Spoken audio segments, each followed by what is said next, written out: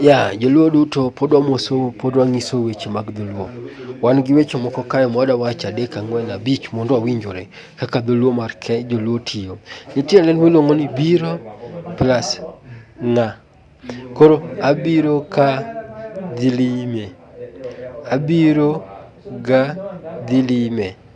I will be going to visit her or he.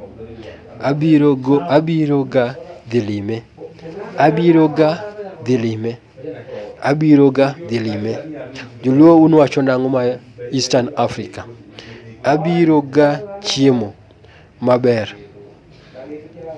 Abiro ga chiemo maber. They will be eating well. Should and must. Obligation. There are the obligation verbs. You should speak. Nyaka uwo. Nyaka uwo.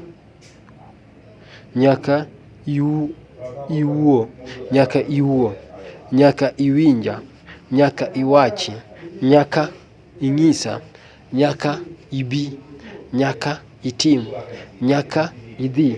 Nyaka iti. Nyaka ibi. Nyaka iringi. Nyaka iwuothi. Nyaka ichikori. Nyaka ni hiyo ni you should speak. Mano gik ma nyaka bedi. Gino ma nyaka bedi. Nyaka bedi. Mano dholuo maduong'. Nyaka. Na pia nyaka. Mano ma dholuo nyaka timgo.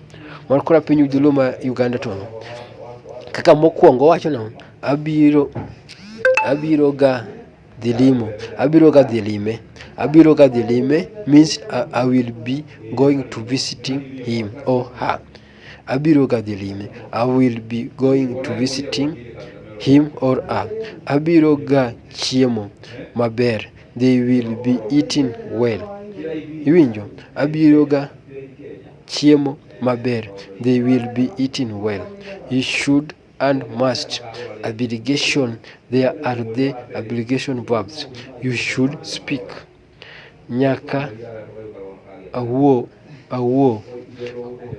Nyaka awuo. Nyaka wachi. Nyaka winji. Nyaka tima.